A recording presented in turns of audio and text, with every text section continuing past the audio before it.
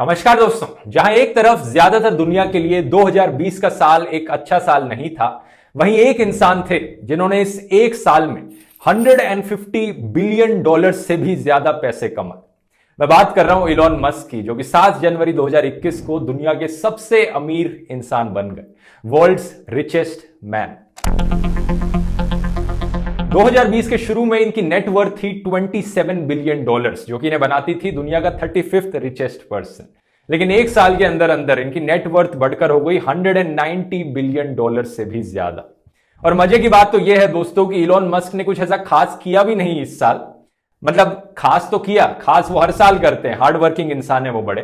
लेकिन मेरा मतलब यह है कि उन्होंने 2020 में कुछ ऐसा खास एक्स्ट्रा या कुछ अलग नहीं किया जो उन्होंने 2019, 18, 17, 16 में नहीं किया। अगर वो कुछ ना भी करते इस पूरे साल, तो भी चांसेस बड़े हाई थे कि वो इतने अमीर बन जाते जितने वो अमीर बने हैं। ऐसा कैसे पॉसिबल हो पाया? क्या है राज इनके सक्सेस के पीछे? आइए जानते हैं दोस्तों इलॉन मस्क की दास्तां आज के इस वीडियो में। सोचकर देखिए दोस्तों, जब आप बिलियनियर लेवल के इंसान हैं तो आप पैसे कहां से कमाते हैं? ऐसा तो है नहीं कि आप कुछ काम करते हैं, उसके बदले आपको सैलरी मिलती है और उस सैलरी को इकट्ठा करते रहते हैं बैंक अकाउंट में जब तक इतने पैसे नहीं हो जाते कि वो बिलियंस ऑफ डॉलर्स बन जाए। ये होना नेक्स्ट टू इम्पॉसिबल है, क्योंकि 1 बिलियन इतना ज्यादा बड़ा अमाउंट होता है कि इन नॉर्मल तरीकों से पैसे कमाना और 1 बिलियन कमा लेना नेक्स्ट टू इम्पॉसिबल। होता क्या है दोस्तों, ज्यादातर केसेस में जो बिलियनियर्स होते हैं ये किसी ना किसी वैल्यूएबल कंपनी के मालिक होते हैं, एक ऐसी कंपनी के ओनर होते हैं जिसकी बहुत ज्यादा वैल्यू हो दुनिया में। जैसे कि मार्क जकरबर्ग फेसबुक के मालिक हैं, जेफ बेजोस अमेजॉन के मालिक हैं, बिल गेट्स माइक्रोसॉफ्ट के हैं। ऐसा ही इलॉन मस्क के साथ भी है, ये टेस्ला के मालिक हैं जो कि एक इलेक्ट्रिक कार की कंपनी है। और इन सब लोगों की जो वेल्थ होती है वो अपनी कंपनी से बहुत ज्यादा इंटरलिंक्ड होती है, बहुत क्लोजली जुड़ी होती है। इनफैक्ट ये इस एक्सटेंट तक है कि ये लोग एक दिन के अंदर अंदर बिलियंस ऑफ डॉलर पैसा कमा सकते हैं और बिलियंस ऑफ डॉलर पैसा लूज कर सकते हैं, डिपेंडिंग अपॉन इनकी कंपनी की वैल्यू क्या चल रही है शेयर मार्केट में। अगर इनकी कंपनी का शेयर प्राइस ऊपर जाता है तो ये एकदम से अमीर बन जाते हैं, और अगर इनकी कंपनी का शेयर प्राइस नीचे जाता है तो ये एकदम से बिलियंस ऑफ डॉलर का नुकसान सह सकते हैं। ऐसा ही टेस्ला के साथ हुआ दोस्तों। 2020 में टेस्ला का स्टॉक प्राइस 720% बढ़ा एक साल के अंदर अंदर। और यही मेन रीजन है दोस्तों कि इलॉन मस्क दुनिया के सबसे अमीर आदमी कैसे बन गए। हैरानी की बात शायद आपको यह लगेगी दोस्तों कि इलॉन मस्क ने टेस्ला कंपनी नहीं बनाई। टेस्ला को बनाया गया था 2003 में 2 लोगों के द्वारा, जिनका नाम था मार्टिन और मार्क। इलॉन मस्क ने इस कंपनी को 2004 में ही ज्वाइन किया था, $30 मिलियन इन्वेस्ट करके। और 2008 के बाद ही इलॉन मस्क टेस्ला कंपनी के सीईओ बने। 2009 में कंपनी बड़ी फाइनेंशियल प्रॉब्लम से गुजर रही थी, इसलिए इन्होंने फैसला लिया कि इस कंपनी को स्टॉक मार्केट पर लिस्ट करना चाहिए ताकि पब्लिक इसमें इन्वेस्ट कर पाए और हम रिकवर कर पाए। इसलिए 2010 में इस कंपनी को स्टॉक मार्केट पर लिस्ट कर दिया गया। इसकी इनिशियल पब्लिक ऑफरिंग हुई, आईपीओ, जिसके बारे में मैंने पिछले कई वीडियोस में समझाया है। और उस वक्त जब यह हुआ, टेस्ला का एक शेयर का प्राइस था $17 और 14 जनवरी 2020 में इसके एक शेयर का प्राइस था $854। आज के दिन इस कंपनी की मार्केट कैपिटलाइजेशन $800 बिलियन से भी ज्यादा हो चुकी है, जिसकी वजह से ये दुनिया की 5th मोस्ट वैल्यूएबल कंपनी बन गई है, एप्पल, माइक्रोसॉफ्ट, अमेजॉन और अल्फाबेट के बाद। अल्फाबेट ये गूगल वाली कंपनी है। इलॉन मस्क टेस्ला में 20% स्टेक ओन करते हैं और यहीं से इनकी वेल्थ इतनी ज्यादा बड़ी है। इसके बारे में आगे और बात करने से पहले आइए जानते हैं इलॉन मस्क की खुद की कहानी क्या है। साउथ अफ्रीका में 1971 में इलॉन मस्क पैदा हुए थे। इनकी मम्मी अमेरिकन थी, पापा साउथ अफ्रीकन थे। कहा जाता है कि एक बहुत ही छोटी उम्र से इन्होंने कंप्यूटर्स का एक्सपीरियंस लिया। 10 साल की एज पे इन्हें पहला कंप्यूटर दिया गया और इन्होंने खुद से कोडिंग करना सीखा, कैसे प्रोग्रामिंग करते हैं। और 12 साल की एज पर इन्होंने एक कंप्यूटर गेम कोड किया जो कि इन्होंने $500 के प्राइस पर बेचा। तो ये पहली कमाई थी इनकी, जो कि सिर्फ 12 साल की एज पर हुई। 1989 में ये कनाडा गए और उसके बाद यूएस की पेंसिल्वेनिया यूनिवर्सिटी में पढ़ाई करी। इनका मानना है कि 3 चीजों ने इन्हें सबसे ज्यादा इन्फ्लुएंस किया है। एक है इंटरनेट, दूसरी है रिन्यूएबल एनर्जी और तीसरी है स्पेस ट्रैवल। 1995 में कह सकते हो इन्हें अपना पहला ब्रेक मिला। इन्होंने अपने भाई के साथ मिलकर एक Zip2 नाम की कंपनी बनाई, जो कि बेसिकली एक येलो पेजेस की तरह टेलीफोन डायरेक्टरी थी जिसमें मैप्स भी होते हैं, और ये कंपनी काफी हाई प्राइस में बिकी थी। इसके बाद इन्होंने X.com नाम की एक फाइनेंशियल सर्विस कंपनी बनाई, जो कि ईयर 2000 में एक और कंपनी के साथ मर्ज हो गई और पेपाल बना।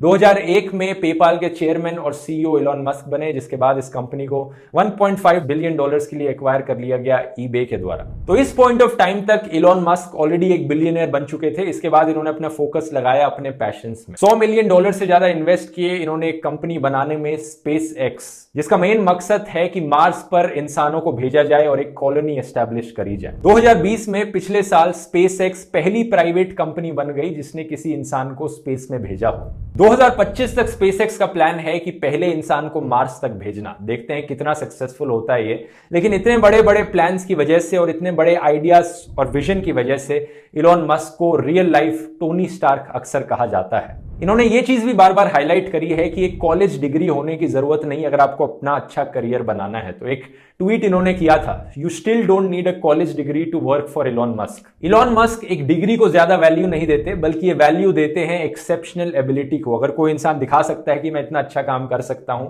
ये इंसान उनके लिए ज्यादा वैल्यूएबल होगा एज कंपेयर टू एक इंसान जो कि सिर्फ अपनी डिग्री दिखा पाए। काफी सीख मिलती है दोस्तों इलॉन मस्क की कहानी से कि कैसे आप पैशन, स्किल और हार्ड वर्क के बेसिस पर ही सक्सेसफुल हो सकते हैं। अगर आपके पास नॉलेज और स्किल्स है तो आपको डिग्री की भी जरूरत नहीं। और यहां पर मैं आपको एक बढ़िया प्लेटफॉर्म के साथ इंट्रोड्यूस कराना चाहूंगा दोस्तों, जो कि आपको अपस्किल करने में मदद करेगा। Coding ninjas, one of the largest coding education companies India में, जो कि बहुत अच्छे स्ट्रक्चर्ड कोर्सेज प्रोवाइड करती है कॉलेज स्टूडेंट्स के लिए। अगर आप एक जॉब का इंटरव्यू देने जा रहे हैं तो इन कोर्सेज के थ्रू अपने आप को अपस्किल कर सकते हैं और उतना नॉलेजेबल बना सकते हैं कि जॉब वाले आपको एक्चुअली यूजफुल समझें जॉब के लिए, सिर्फ एक डिग्री ना हो आपके पास दिखाने के लिए। इनकी वेबसाइट पर 1-on-1 डाउट रेजोल्यूशन सपोर्ट भी है स्टूडेंट्स के लिए, और जो लोग पढ़ाने वाले हैं वो भी एक्स फेसबुक, एक्स अमेजॉन के एम्प्लॉयज हैं, और सारे कोर्सेज बड़े अच्छे सूट करते हैं कॉलेज स्टूडेंट्स को। और क्योंकि इस वीडियो को स्पॉन्सर किया है कोडिंग निंजास ने, तो आपके लिए एक स्पेशल डिस्काउंट भी है। आपको 15% ऑफ मिलेगा किसी भी कोर्स पे जो आप इनकी वेबसाइट पर खरीदेंगे। लिंक नीचे डिस्क्रिप्शन में मिल जाएगा।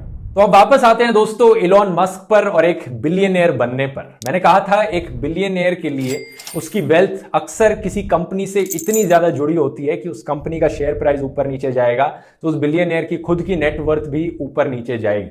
और ये जो पैसे होते हैं ना, ये अक्सर उस कंपनी में ही अटके होते हैं। हमेशा उन पैसों को निकाल कर एक्सेस कर पाना कई बार मुश्किल होता है। और किसी भी कंपनी के शेयर्स की वैल्यू बढ़ती है जब भी उसकी ज्यादा डिमांड होती है मार्केट में। अगर नॉर्मल लोगों को, जनता को लगता है कि ये कंपनी सक्सेसफुल होने वाली है तो वो उसमें इन्वेस्ट करते हैं, जिसकी वजह से उसके शेयर प्राइस ऊपर चले जाते हैं। और ऐसा अक्सर तब होता है जब एक कंपनी की जो फ्यूचर पोटेंशियल है वो अच्छी दिख रही हो। फ्यूचर में क्या हो रहा है अभी दोस्तों, सारी जो पेट्रोल और डीजल की गाड़ी हैं, बहुत सी डेवलप्ड कंट्रीज इन गाड़ियों को कम से कम करना चाह रही है ताकि पोल्यूशन को कम किया जा सके, कार्बन एमिशंस को कम किया जा सके, और ज्यादा से ज्यादा कंट्रीज इलेक्ट्रिक कार्स में स्विच करना चाह रही है। और Tesla one of the most popular electric cars का ब्रांड है, इसलिए लोगों को दिख रहा है कि आने वाले 10 सालों में ये टेस्ला कंपनी बहुत पॉपुलर हो सकती है, दुनिया भर में इसकी कारें बिकेंगी, इसलिए लोग इसमें इन्वेस्ट करने लग रहे हैं। हालांकि कुछ लोग कहते हैं कि टेस्ला का शेयर प्राइस ओवर वैल्यूड है। मतलब माना कंपनी अच्छी है, माना इसका बहुत अच्छा फ्यूचर दिख रहा है यहां पर, लेकिन इतने सारे लोग इतना ज्यादा पैसा लगाकर बैठे हैं,